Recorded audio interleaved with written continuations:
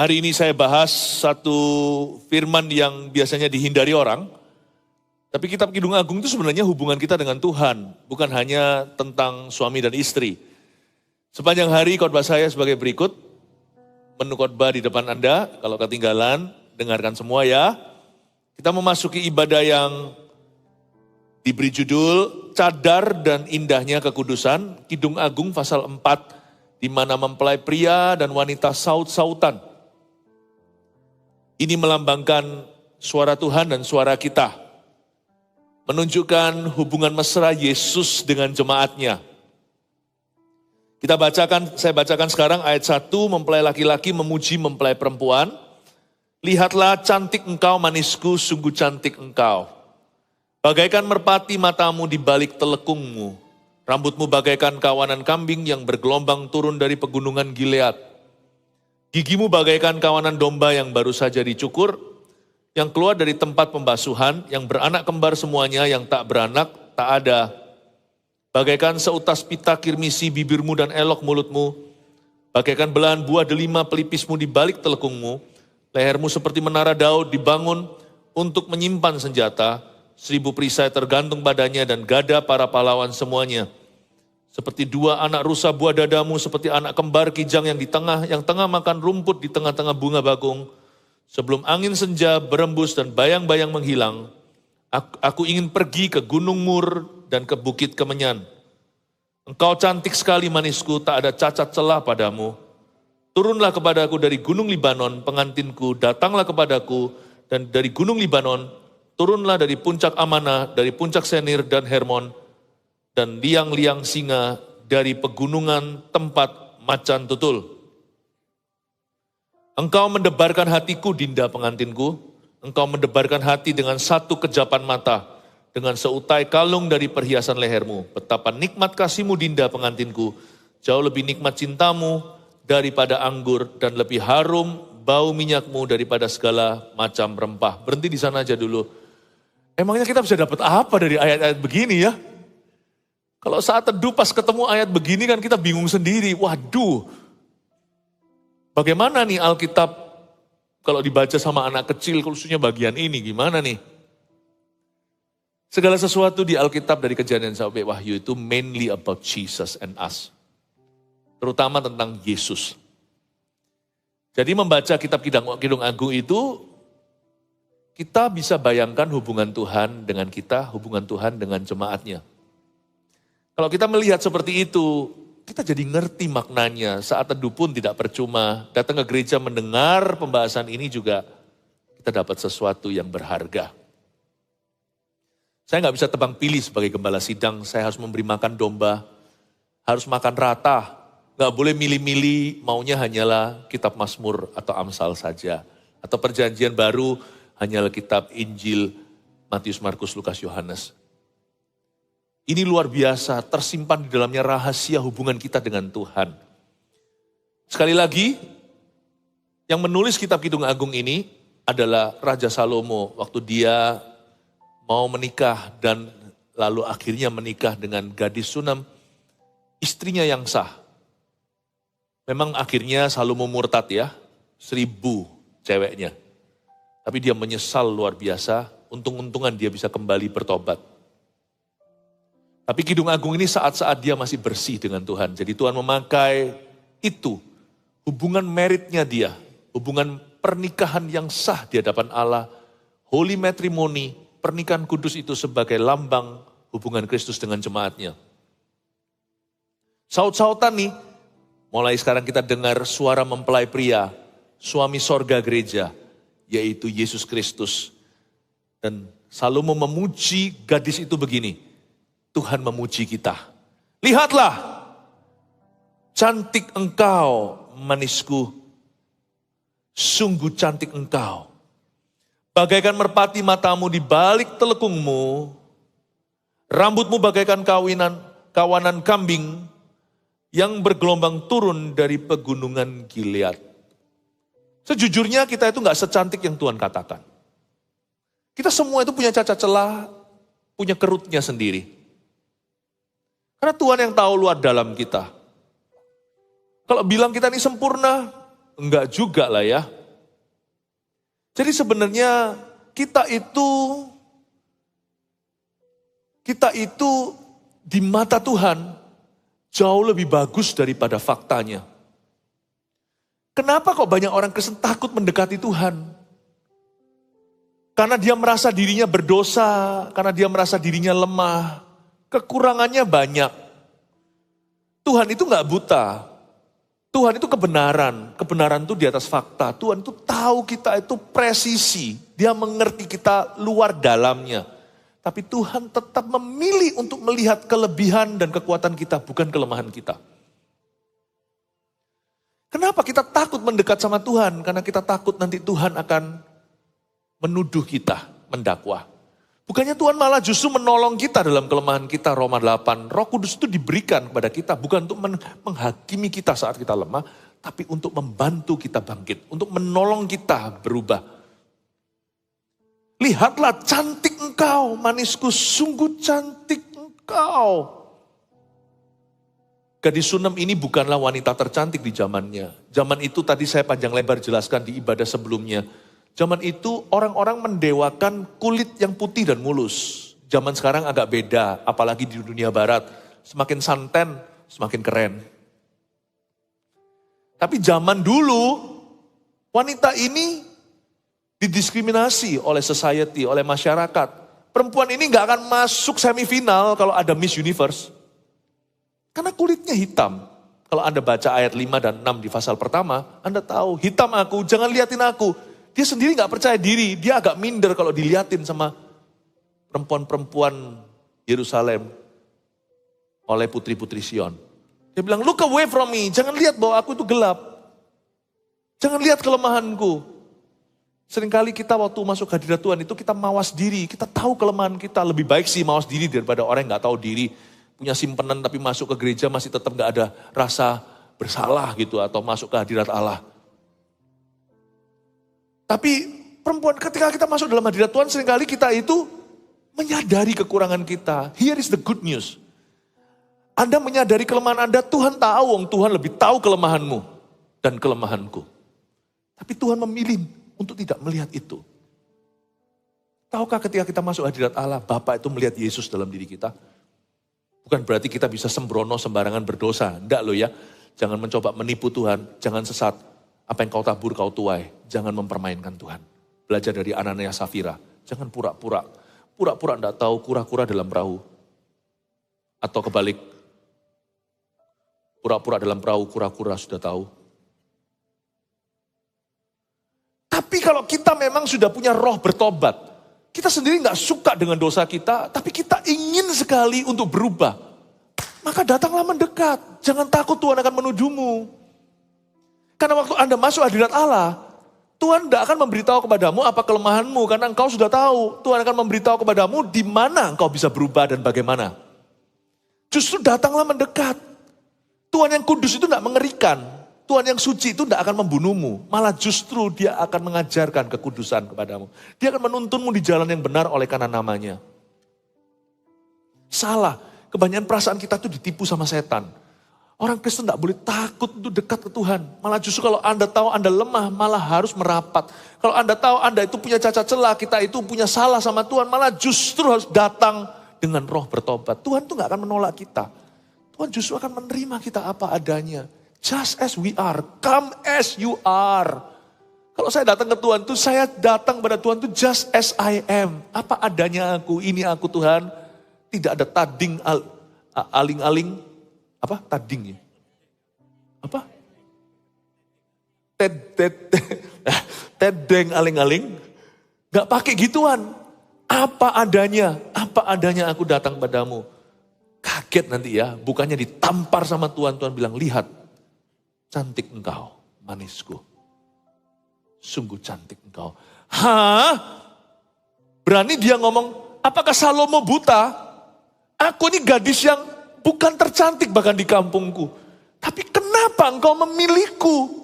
Dari sekian perempuan gadis-gadis Sion, kenapa saya yang dijadikan permaisuri dan ratu?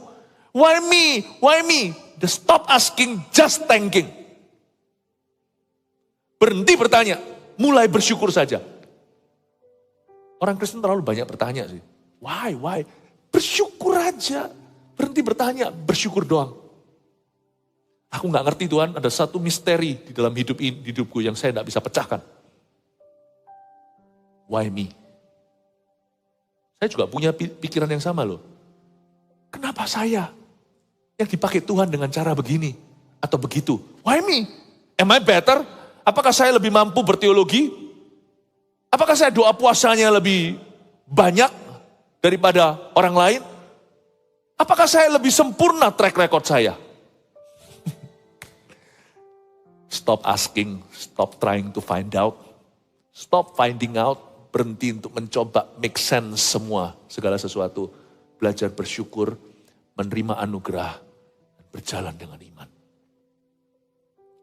Anda kan kaget tuh, setiap kali masuk hadirat Tuhan, Tuhan berkata, Gideon, hai kamu pahlawan yang gagah perkasa. Aku ini bersembunyi dari Midian.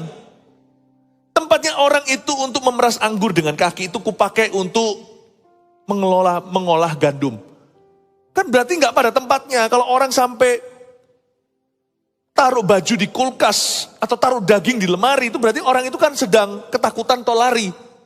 Apa adanya ala kadarnya, yang benar malaikat. Apa Anda nggak juling ya? Untung Gideon nggak berani nggak berkata begitu. Dia nggak kurang ajar sama Tuhan. Dia berkata, kalau memang aku berani, kenapa aku lari dari orang Midian? Kenapa aku ada di sini?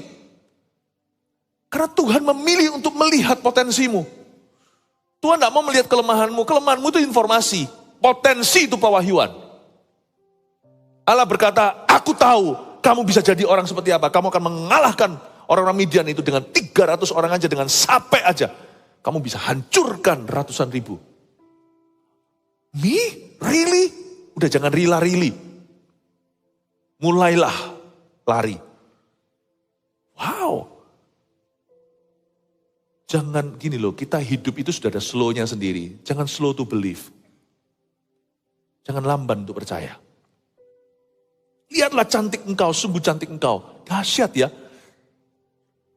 Tuhan sedang memuji gerejanya. Tadi saya sedikit kasih sejarah gereja di ibadah yang kedua. Di mana dari gereja mula-mula masuk kematian rohani. Ratusan tahun gereja dalam kegelapan, lalu muncul yang namanya gerakan Protestan, lalu Pentakosta karismatik. Tak jelaskan di situ bahwa gereja itu penuh cacat celah, apalagi di masa kegelapan itu melakukan hal-hal yang gak masuk akal. Tapi tetap Tuhan berkata tentang gereja lokal, you are beautiful to me. Nah, sekarang saya jelaskan apalagi yang beautiful. Itu kan beautiful by grace ya, atau itu namanya indah cantik dengan kasih karunia. Itu kayak orang tua itu gak ada yang objektif, gak ada.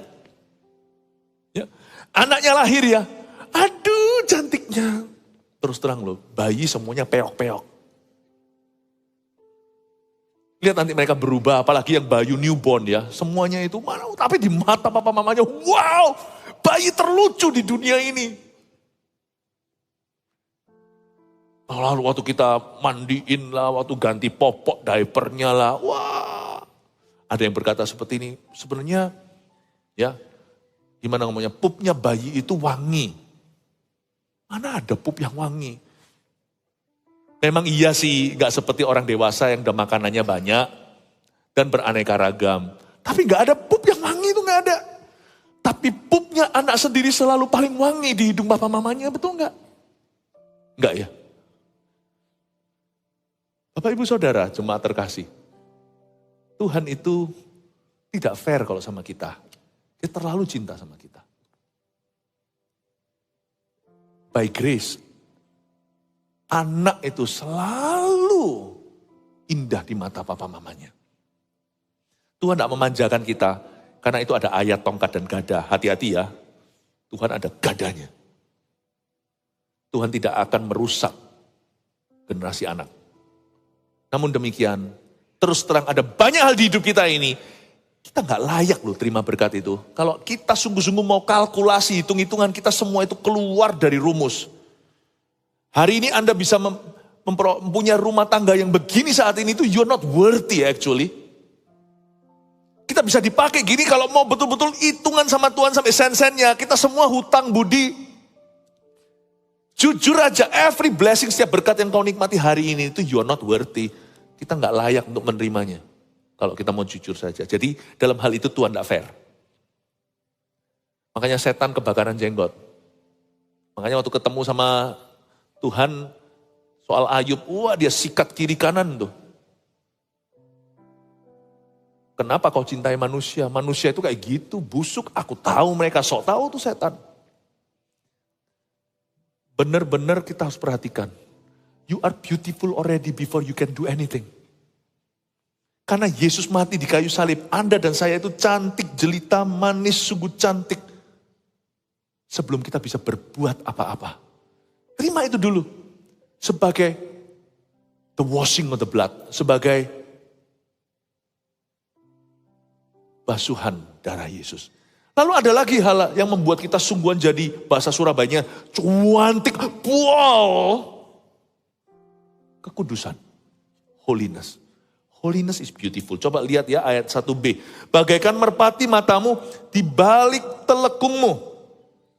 Telekung di situ adalah cadar. Cadar itu seperti orang kalau menikah itu ada apa namanya itu?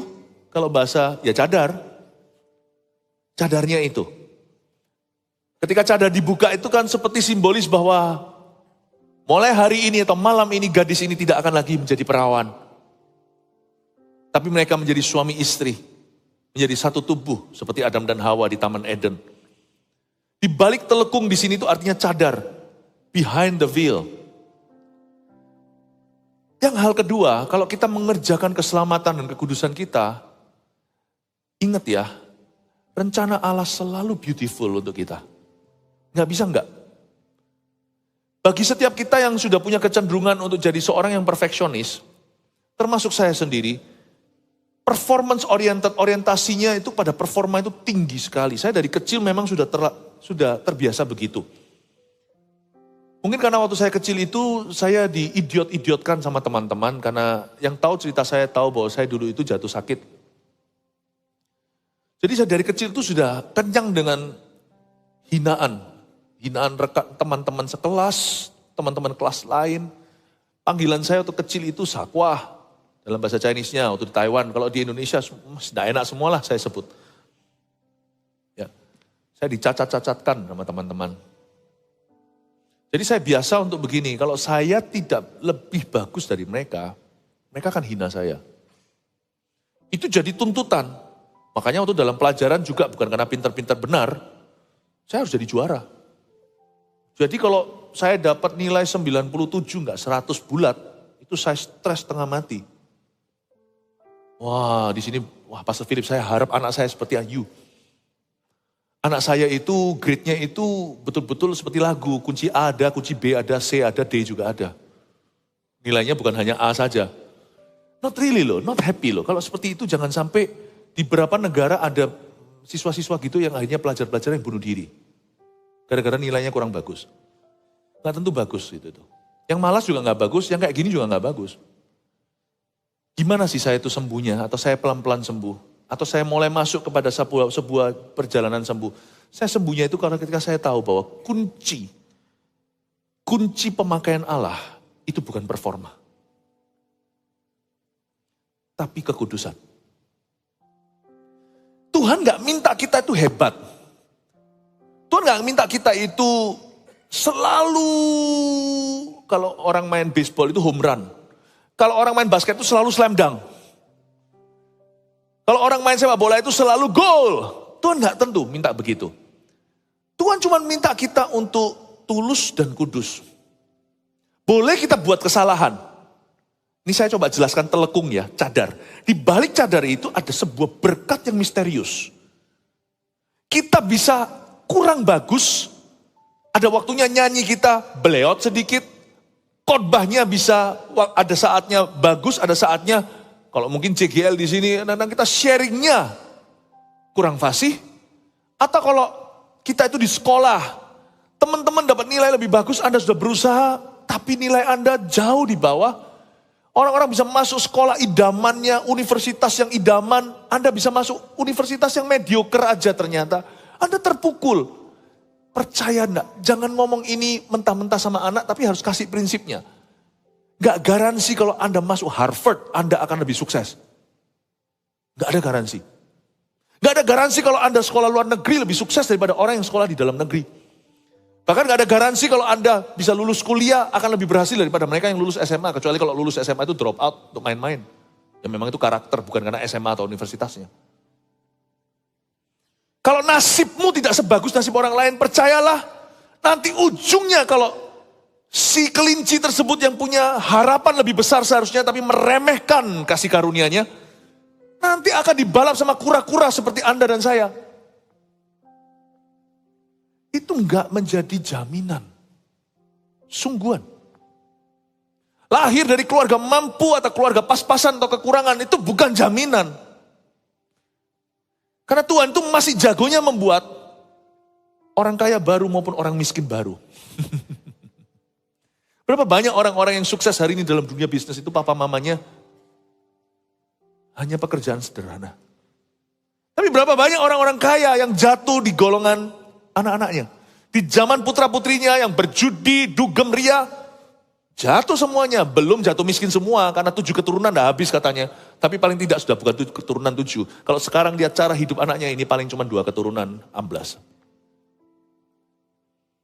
Tuhan jagonya. Tidak garansi. Jadi apa yang garansi dong dalam hidup ini? Seorang perfeksionis seperti saya. Kalau saya tidak dapat bagus nilai 100, waduh rasanya kayak mau bunuh diri. Ternyata waktu saya kenal Tuhan berubah. Tuhan bilang berkat itu bukan di luar cadar. Di luar cadar itu performa kemampuanmu. Fasilidamu bukan karena kegagahanmu. Bukan karena fasilidamu. Bukan karena, apalagi? Kau dipilih dan dipakainya. Semua karena anugerahnya diberikan kepada kita. Semua anugerahnya bagi kita jika kita dipakainya. Bila engkau dapat itu karenanya. Bila kau dipakai semua karena. Semua daripadanya. Semua karena anugerahnya. Diberikan kepada kita. Semua anugerahnya bagi kita bila kita dipakainya. Satu aja Anda bisa merem. Jagalah kekudusan. Nanti lihat ya ujung hidupmu. Anda menoleh lagi cuman lihat. Iya ya. Tuhan memakai kelebihan maupun kekuranganku. Kekuatan maupun kelemahanku.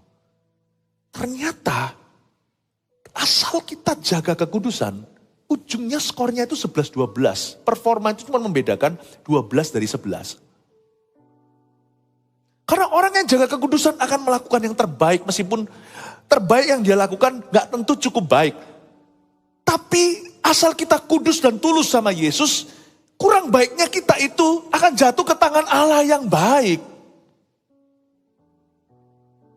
Jaga kekudusan aja. Anda akan lihat nanti, kadang-kadang Anda slam dunk, kadang-kadang luput tulupan bolanya. Kadang-kadang gol, kadang-kadang nyaris kena gawang lalu mental lagi atau sama sekali membleot jauh. Tapi Anda berusaha menendang sebaik-baik mungkin, gak cukup bagus ternyata. Ketika Anda bertemu dengan batasan-batasan hidupmu, penuh penyesalan, selalu dihantui dengan kalimat, andaikan, mungkinkah nasibku beda? Jikalau kesempatan dulu yang diberikan ini, aku tidak sia-siakan. Padahal Anda tidak sia-siakan. Orang perfeksionis kan suka begitu. Kalau tidak 100% itu berarti sia-sia. Saya ngerti mindset itu karena saya cukup lama hidup di dalam mindset demikian. Itulah daging saya sebenarnya. Akhirnya kita itu selalu dihantui dengan perasaan mestinya. Berapa banyak orang hidup dalam penasaran gini, mestinya, kalau tahu begitu, kalau dari dulu aku tahu, aduh andaikan, atau andai kata aku begini, kalau bisa aku begitu, kalau bisa rewind, atau kalau bisa diputar ulang hidupku, kalau ngulangi ke hari itu, aku mau, oh yesterday, all my troubles seem so far away, la la la la la la la la la, now I long for yesterday. Gak tau lah, lupa lagu itu. Coba, Kita kan selalu dihantui itu. Ingatlah, taruh imanmu pada kekudusan. Ada sesuatu di balik cadar itu. Asal kita kudus sama Yesus ya, sisanya urusan Tuhan, sungguhan. Manusia itu bisa menabur, menanam, Tuhan yang kasih pertumbuhan kok. Aneh ya, Anda kira-kira, saya ini kalau dibanding sama orang itu, padahal saya sudah berusaha, saya itu cuma lumayan rapornya. Tapi orang itu kok gak berhasil ya? Aku kok dibuat Tuhan menghasilkan ya? It's the world of grace. Dunianya kasih karunia Allah. Itu yang membuat saya sembuh. Itu yang membuat saya bisa menerima diri saya. Itu yang bisa membuat saya lebih cincai menerima kelemahan orang lain juga. Di balik cadar itu ada sebuah berkat. Loh berarti orang kudus itu gak boleh buat salah ya pastor? Oh bisa. Orang kalau jaga kekudusan, kesalahannya dia itu sifatnya sementara. Sifatnya itu staccato. Staccato itu gini ya. Tek, tek, tek, tek. Orang yang hidup kudus itu bisa buat salah, tapi kesalahannya staccato, bukan yang di kalau orang yang tahu piano ya atau keyboard gini kan, apa namanya itu suspend? Hah? Sustain, sorry. Di sustain. Contoh ya. Do, re, do-nya masih jalan. Kalau di sustain gak enak, numpuk-numpuk itu. Ya sebenarnya ya. Do, re, mi, fa, sol, la, si, do. Do sama do-nya itu masih bunyi kadang-kadang sustain-nya cukup lama. Karena keyboardnya bagus seperti ini. Tapi kalau staccato nggak ada sisanya, nggak ada hantunya. Do, re, mi, fa, sol, la, ti, do. Do, ti, la, do, la, mi, re, do. Kesalahan itu dilewat cepat. Ketika kita bertobat, bukan berarti entengkan. Mungkin juga kesalahan itu dibayar dengan konsekuensi harus bayar hutang selama 3, 6, 7 tahun. Tapi nggak lengket di hati. Mari ya mari, selesai ya selesai. Kesalahan yang kita buat itu kesalahan yang dalam bentuk pembelajaran, bukan kejatuhan. Sekalipun jatuh dalam dosa juga termasuk dalam kesalahan. Orang yang memelihara kekudusan itu bukan berarti orang itu gak pernah jatuh, gak pernah buat salah. Tapi kemungkinannya kecil sekali dia jatuh 2 kali di lubang yang sama. Kalau kita bisa hidup dengan ketidaksempurnaan gitu, lika-likunya, up and down-nya. Percaya nanti ujungnya itu 11-12. Anda gak usah sekarang dihantui perasaan, andai kata, andaikan. Even kalau saya tidak bercacat celah dalam percobaan saya, dalam segala usaha saya itu kalau saya perfect, sempurna ya paling 12. Tapi saya coba sempurna kadang-kadang gagal, sempurna lagi, gagal lagi dan sebagainya. Ujung. Kalau Anda jaga kekudusan dan terus berusaha menjaga kudus, ujungnya 11. Ini kan dikatakan pengkhotbah, manusia tidak bisa menyelami, tidak bisa menambahi, tidak bisa mengurangi. Dia hanya bisa melakukan yang terbaik, memberi yang terbaik untuk Tuhan dari dirinya. Manusia hanya bisa mengusahakan itu. Pengkhotbah katakan begitu. Dan apa yang Tuhan kerjakan, manusia tidak bisa menambahi, tidak bisa mengurangi. Kita hanya bisa menjaga kekudusan. Amin Bapak Ibu Saudara. Dalam dunia khotbah juga sama sih, sebagai pengkhotbah karena bayangkan seorang yang perfeksionis, sekarang saya cerita kesaksian pribadi. Menjadi seorang pengkhotbah, itu susahnya buat mental saya. Misal ya, seorang dokter, operasi nih. Dia operasi orang itu bisa dengan sambil, ya janganlah ya, ini cuman membesar-besarkan ya. Dia bisa mungkin sambil operasi, sambil mungkin nyanyi. Mungkin gak boleh bawa HP-nya ya, steril ya. Tapi kalau Anda kata bisa bawa HP-nya, mungkin bisa sambil lihat Instagram. Karena saking biasanya. Taruh aja anaknya sendiri di atas meja operasi. Dia akan gemetar.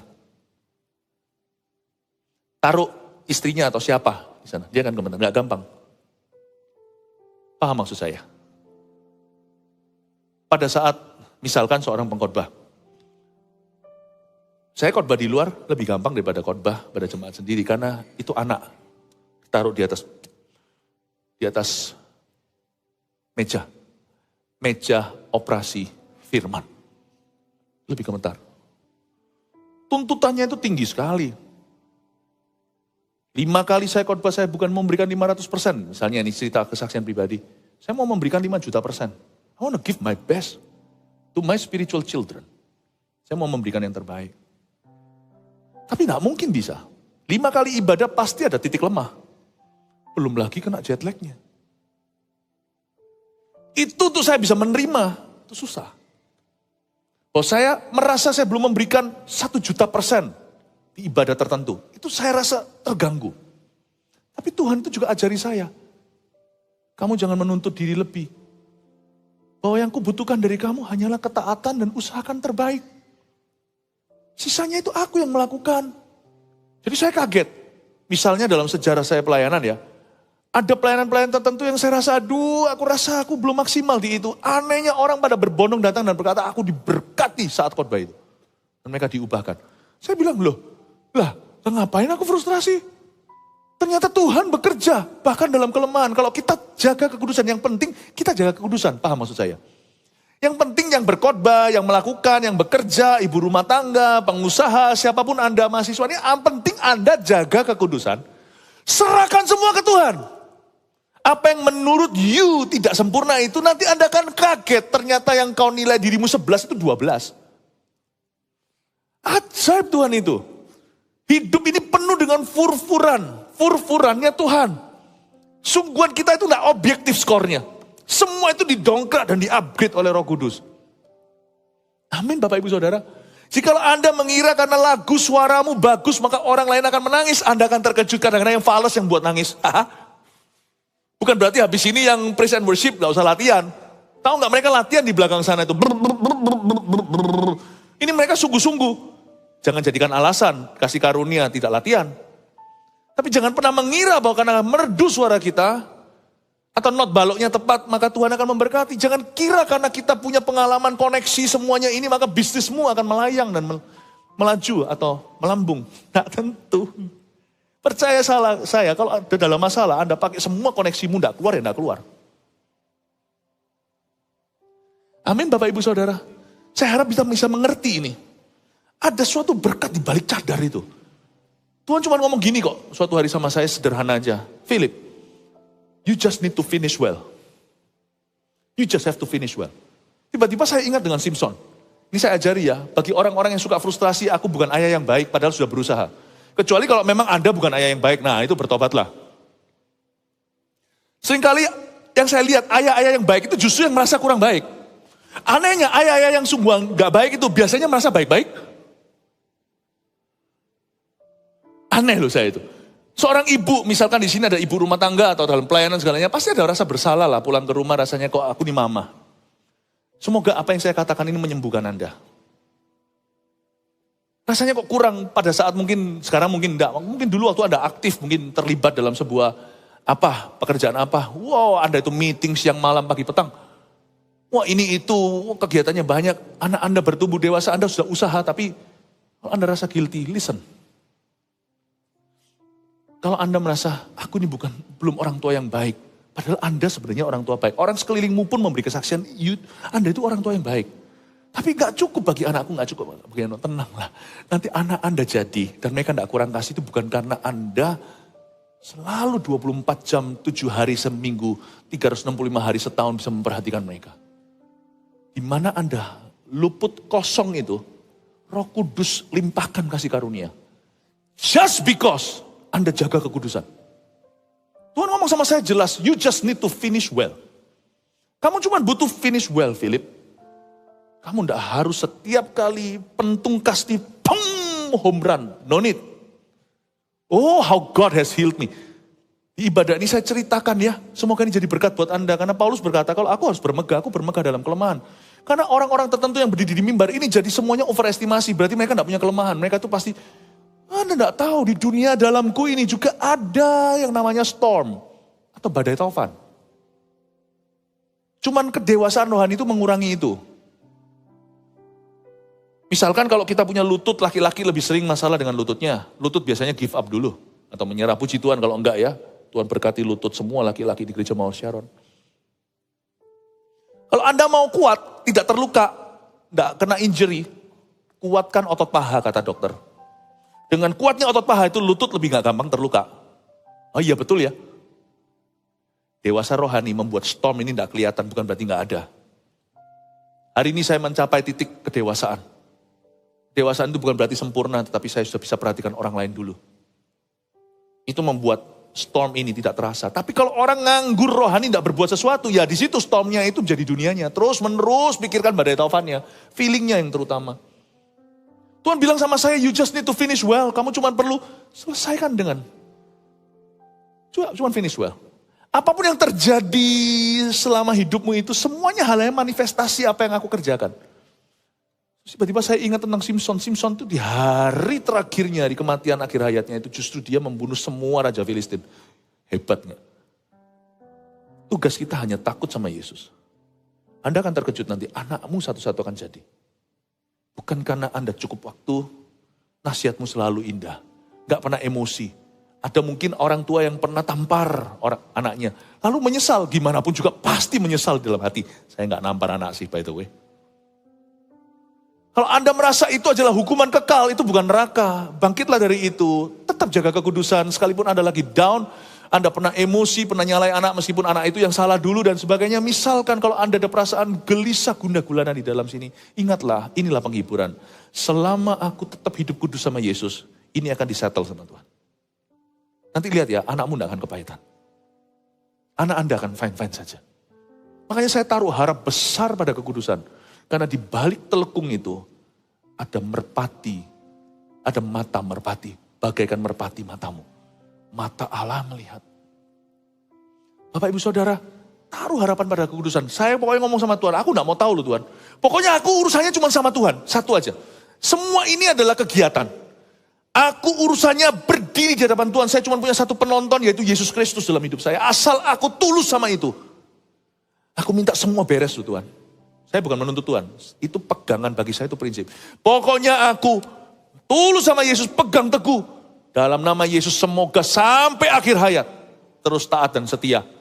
Oh Tuhan, buat semuanya beres. Bahkan nanti upah berikutnya waktu kita gak ada, kalau Tuhan belum datang kita semua menua. Tolong Tuhan ya, justru bukan di kehidupanku itu yang paling dahsyat. Nanti setelahnya kalau Tuhan belum datang, itu buat dahsyat. Semua orang Filistin, semua Raja Filistin mati di situ. Jangan taruh harapan Anda pada hidup Anda. Karena hidup banyak lemah dan kekurangannya, hidup juga sementara. Taruh harapan Anda pada tabungan Allah. Pokoknya aku kudus sama Yesus. Kalau aku jatuh, aku langsung bangun. Nggak sampai tergeletak 7 kali. Orang benar jatuh 7 kali dia akan bangun. Pokoknya aku janji sama Tuhan, aku gak ninggalkan Tuhan. Bukan berarti aku sempurna. Pokoknya aku akan berusaha, aku akan lari, aku akan kejar Tuhan. Aku akan terus ikut engkau. Seperti ayatnya dalam bahasa Inggris. My heart follows hard after thee. Kata heart, keras hatiku. Aku mengeraskan hatiku untuk mengikut Yesus. Ku keraskan hatiku untuk mengikut Yesus. Pokoknya Tuhan, aku sama engkau. Kita pokoknya begini ya Tuhan, covenant perjanjian, sudah pokoknya kita itu gini loh. Apa namanya ini kalau? Dulu waktu masih kecil saya masih, waktu sekolah di Taiwan, teman-teman saya berkata, ayo sini, saya gak ngerti apa sih ini apa. Saya kecil, hah? Gini tatu, katanya tatu, oke. Jadi kalau sudah begini, you cannot break promise. Kalau sudah begini itu artinya sudah janjian, atau di Indonesia gak gitu ya? Ya gitu juga. Oh, Tuhan, ternyata seluruh dunia sama ya. Gitu. Saya berkata, oke, gak boleh break promise. Saya sama Tuhan tuh begitu. Pokoknya Tuhan ya, aku kasih, gak enak. Kasihan sebenarnya Tuhan kan. Tuhan kasih kita kekuatannya. Power comes from the Lord. Tapi Tuhan dapat apa dari kita? Dapat kelemahan kita. Tradingnya itu gak pernah menguntungkan forexnya itu. Tuhan tuh selalu merugi gara-gara you and me. Saya janji perjanjian sama Tuhan itu gak kedengaran baik. Makanya Tuhan tuh ngalah sama saya. Mana ada mau jadi bisnis partner sama orang begini. Maunya nguntung terus. Saya tuh maunya nguntung terus. Bukan berarti minta diberkati, enggak. Power comes from him. Waktu saya lemah dia kuatkan. Tapi saya janji sama Tuhan. Tuhan, pokoknya aku cuma satu aja jaga kekudusan. Wes, sisanya kelemahanku. Take care. Gitulah bahasa Surabayanya. Engkau yang bertanggung jawab atasnya. Bukan dosaku loh ya. Dosaku sudah selesai. Jadi jangan dosa baru. Pokoknya kekuranganku Tuhan, kau take care. Aku minta, kalau sampai aku banyak kurangnya, ujungnya 11 ya Tuhan. Kalau enggak bisa 12. Jangan 10 ya Tuhan. Jangan turunkan downgrade aku ke 9. No loh ya Tuhan. No. Dengan itu saya lakukan parenting pada anak-anak. Dengan itu kami lakukan parenting kepada anak-anak. Saya enggak takut. Pertama kali ketakutan itu waktu membawa Vanessa, waktu itu kami ke Singapura. Mau pergi berlayar, diajak sama keluarga saya. Lalu habis itu mau cruise kan, bawa Vanessa kecil itu, wah saya kira-kira semua lah sudah tahu teorinya.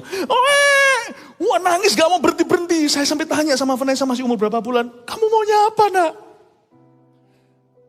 Saya kasih susu gak mau segalanya. Saya itu bodoh-bodohnya saya, ampun-ampun. Ternyata dia itu sudah di sini saya, dia pakai itu loh, yang bayi gelantungan itu, digantung di sini, sudah 6 jam. Dan kita antri segalanya, ya dia gak mau tuh, dia mau turun kan. Turunkan aku. Dan dia bayi gak ngerti. Saya kasih susu gak mau, kasih ini gak mau, gak ngerti. Saya bilang, lu maunya apa nak? Saya merasa Tuhan aku gak sanggup loh. Gini aja aku udah kalap. Apalagi nanti kalau dia dewasa. Nanti kalau dia jadi teenager. Kalau nanti dia jadi remaja. Terus lain waktu Jeremy. Juga sama. Saya sudah belajar dari trauma. Itu tidak menggendong sampai 6 jam. Nah masa digituin terus kan ya. Dari tidur bangun kan mau ngulet kan. Ternyata gak masalah, nangis. Saya bilang lu maunya apa? Kamu maunya apa Jeremy? Kamu maunya apa Jer? Jangan siksa papa. Papa terlalu ganteng untuk piksaan seperti ini. Saya bilang kamu digendong ya enggak apa, kasih susu enggak mau. Ternyata bodoh-bodohnya saya. Ya, kami ini. Tapi setelah anak kedua, ketiga lebih pintar lah. Tapi saya enggak menduga ternyata kelewatan ganti popoknya basah. Ya basah ya cranky lah, basah ya rewel lah. Iya. Saya bilang mana bisa. Tuhan cuma ngomong sama saya waktu insiden itu, simple ya, Tuhan tuh bisa bicara di saat-saat sederhana di hidup kita. Nggak perlu pakai, demikian firman Tuhan, tapi ada sebuah pengertian. Seperti ada yang beritahu sama saya, kamu nggak usah khawatir. Itu semua bisa belajar sambil jalan. Kamu jaga kekudusan aja, jangan belajar soal itu. Keraskan hatimu untuk kekudusan. Nanti lihat ya, satu-satu akan jadi. Oke Tuhan. Imanku itu pada kekudusan Allah. Saya pegang. Baik untuk bisnis kayak untuk apa. Saya tahu. Tuhan beserta. Bahkan suatu hari pernah mengalami sebuah mujizat. Saya gak apa-apa ya. Cuman satu ayat gak sampai, gak apa-apa ya.